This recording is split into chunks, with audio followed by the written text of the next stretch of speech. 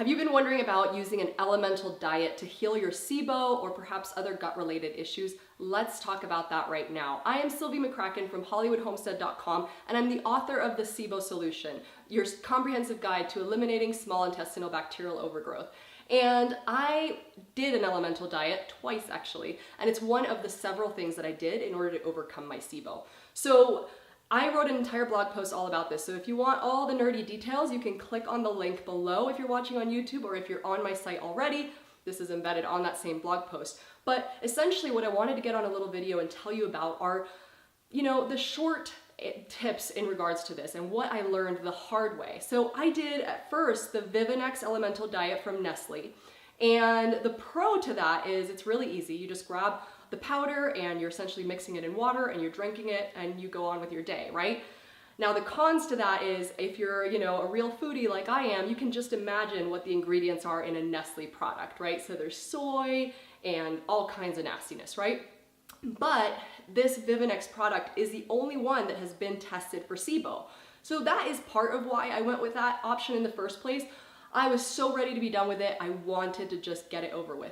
Now, the whole point of an elemental diet is very simply to keep you alive and to starve out the bacteria. So, obviously it's not a lot of fun, right? So this product was made for tube feeding formulas. So you can imagine what the taste is like. They didn't really take that into account when they made it because most people consuming it are just taking food through a tube. So for those of us that are drinking it out of a glass, it's pretty disgusting. So that is the first option that I did. Now, it worked just fine. It got my SIBO levels to a much lower rate. My methane went down considerably. My hydrogen was still a little bit elevated. And this is when I went to phase 2 and I did a homemade elemental formula. Now, the pro to that is A, the ingredients are a little bit cleaner, and B, it's quite a bit cheaper. So the Vivinex will run you about $1,000, and I spent a few hundred on this homemade version. Now, the con, I guess, is that you do need to kind of get in the kitchen and measure things out. So when you're not feeling that great to begin with, it might be kind of annoying that there's one more thing that you have to do is go over there and mix things up and whatnot. But the other pro to using this approach is that you can really play with your macronutrients as well. So if you are used to a little bit of a higher fat diet or a lower carb diet, you can just adjust those ratios as opposed to just taking the very high carb approach that Nestle has. So here's the deal. Here's the one thing I want to caution you with. If you're thinking about an elemental diet, should you do it? Should you not? Here's who I would say yes for, and here's who I would say no for. Now, an elemental diet for SIBO is an aggressive approach. The truth of the matter is I felt really, really sick during this time. I basically put myself on self-imposed bed rest during it because my energy levels were just horrific, and the die-off, because you're treating this so aggressively, the die-off can be pretty gnarly. So if you're going to do this, there's no point in doing it for 3 days. You have to go through the whole course, whatever it is that your doctor's recommending, but probably 2 weeks. So think about this. Are you ready for this? Are you ready to take 2 weeks and not have any solid food and be drinking this nasty liquid 3 times a day?